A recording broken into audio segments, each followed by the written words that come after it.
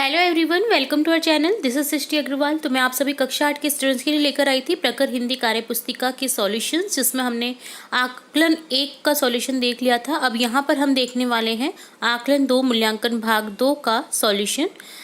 तो यहाँ पर क्वेश्चन फर्स्ट है, सरल शब्द का विलोम शब्द है। सरल का यहाँ पर विलोम शब्द बताना है, अपोजिट बताना है, जो कि हो जाएगा कठिन। ऑप्शन फर्स्ट को करेक्ट कर देंगे। एक व एक से अधिक की संख्या का बोध कराने वाले शब्दों को कहते हैं वचन। एक वचन, द्विवचन, है ना, जिससे आप पहचान कर सकते हैं कि जैसे लड़की एक वचन है, लड़कियाँ बहुवचन है। ठीक है। नीचे दिए गए वाक्यों का शुद्ध रूप लिखिए। रोहित अपने घर गई। तो रोहित एक लड़के का नाम है, गई एक स्त्रीलिंग शब्द हो गया, तो यहाँ पर हो जाएगा रोहित अपने घर गया। तुम दोनों कहाँ गया। तो यहाँ पर गया सिंगल के लिए आता है, एक वचन के लिए, जबकि यहाँ पर दो हैं तो दो के लिए आएगा तुम दोनों कहाँ गए। क्वेश्चन मार्क आ जाएगा, ठीक है, क्योंकि क्वेश्चन पूछ रहे हैं। नीचे लिखे शब्दों का प्रयोग करते हुए वाक्य में प्रयोग कीजिए जोर जोर से। तो यहाँ पर वाक्य हो जाएगा, बच्चा जोर जोर से रो रहा है। नदी, नदी लगातार बह रही है।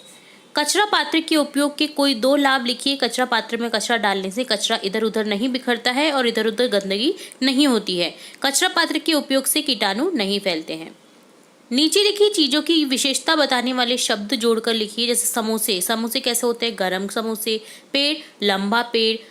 चींटी, काली चींटी। झंडा, ऊंचा झंडा। 7th है, नीचे दिए गए चित्र को देखकर 6-8 वाक्य लिखिए। तो यहाँ पर एक चित्र दिख रहा है जिसमें आपको गाय दिख रही है। गाय एक चौपाया जानवर है, 4 पैर वाला। गाय हमें दूध देती है। गाय के 2 सींग, 2 कान होते हैं। गाय की एक लंबी पूंछ होती है जो मक्खियों को उड़ाने के काम आती है। गाय के गोबर से खाद बनती है। गाय के गोबर से कंडे या उपले बनते हैं जो जलाने के काम आते हैं। गाय के दूध से दही, मक्खन, घी व मिठाइयाँ बनती हैं। तो यहाँ पर आपको 6 से 8 वाक्य लिखने थे, और भी जो आपको सेंटेंस आते हैं वो आप लिख सकते हैं। नेक्स्ट, नीचे दी गई कविता को पढ़िए। 8 से 11 तक के प्रश्नों का उत्तर दीजिए। आपको कविता पढ़नी है दी गई, और इससे रिलेट कुछ क्वेश्चन पूछे जाएंगे जिनके आपको आंसर करने हैं। तो कविता है, आसमान ने ओढ़ी चादर, नीली नीली इसकी चादर। सांझ पड़े यह लाल हुई थी, सांझ पड़े यह लाल हुई थी, रात पड़ी तो काली चादर। आसमान ने ओढ़ी चादर, नीली नीली इसकी चादर। रात पड़ी तो पोल खुली थी, फटी हुई थी सारी चादर। जगह जगह पर छेद थे इसमें, चलनी सी छेदीली चादर। छेद सभी सब बनने थे तारे, चमकी थी ये काली चादर। तो यहाँ पर ये कविता दे रखी है आसमान से रिलेटेड। अब यहाँ पर क्वेश्चन है, कविता के अनुसार किस कारण से ये पता चला होगा कि आसमान की चादर फटी हुई है। तो आसमान में तारे उगने से पता चला होगा कि चादर फटी हुई थी, क्योंकि तारे टिमटिमाते हैं, यानी कि रोशनी आ रही है उनमें से, यानी कि छेद हो रखा है आसमान में। पोल खुलना मुहावरे का प्रयोग कविता में आया है। आप इस मुहावरे का अर्थ और वाक्य बताइए। तो पोल खुलना अर्थात पता चलना या भंडा फूटना। वाक्य में प्रयोग हो जाएगा, पुलिस ने आश्रम पर जाकर पाखंडी बाबा की पोल खोल दी। नेक्स्ट क्वेश्चन है, साँझ, शाम होने पर आसमान की चादर लाल क्यों हो जाती है। साँझ होने पर सूरज डूबने के कारण आसमान की चादर लाल हो जाती है। जब भी सूरज अस्त होता है तो आप देखिएगा आसमान लाल लाल सा हो जाता है। कविता का उपयुक्त शीर्षक क्या होगा। तो आसमान की चादर, क्योंकि इसमें आसमान की चादर की बात हो रही है, तो यहाँ पर उपयुक्त जो शीर्षक होगा ये हो जाएगा आसमान की चादर। नीचे लिखे गद्यांश को पढ़कर दिए गए प्रश्नों के उत्तर दीजिए। तो आपको एक गद्यांश दे रखा है जिससे रिलेट कुछ क्वेश्चन पूछे जाएंगे जिनके आपको आंसर करने हैं। गद्यांश है, ये धरती भी एक खूब बड़ी गुल्लक है।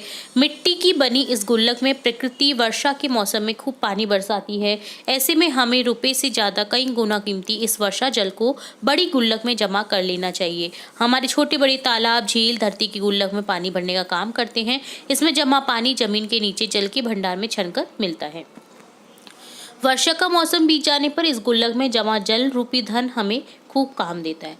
तो यहाँ पर जो बरसात का पानी है उसकी बात की गई है कि एक धरती में बड़ी गुल्लक है जिसमें हमको पानी की बचत करते हुए उसमें डाल देना चाहिए। जैसे छोटे तालाब, झील धरती की गुल्लक में पानी भरने का काम करते हैं, तो जो बरसाती पानी होता है उसे वेस्ट नहीं जाने देना चाहिए, उसे कहीं ना कहीं एकत्रित कर लेना चाहिए। यहाँ पर इसी चीज़ की बात की गई है। तो विशाल गुल्लक किसे कहा गया है, धरती को। बरसात का पानी जमीन में किस प्रकार मिल जाता है, बरसात का पानी जमीन में छनकर मिल जाता है। बरसात के मौसम में बीत जाने पर हमें पानी कहाँ से प्राप्त होता है? तो बरसात के मौसम के बीत जाने पर तालाब, झील, धरती में जमा पानी से हमें पानी प्राप्त होता है। बरसात के जल को हम किस किस प्रकार सहेज सकते हैं? बरसात के जल को झील, कुआं, तालाब आदि में सहेज सकते हैं। तो इस तरह डन होता है आपका मूल्यांकन 2 का सॉल्यूशन। इसी तरह हम बाकी की वर्कशीट्स के सॉल्यूशन भी देखेंगे और जो भी इंपॉर्टेंट वीडियोज़ है आपकी कक्षा से रिलेटेड वो भी देखेंगे। तो जुड़े रहे हमारे चैनल के साथ। वीडियो को पूरा देखने के लिए धन्यवाद।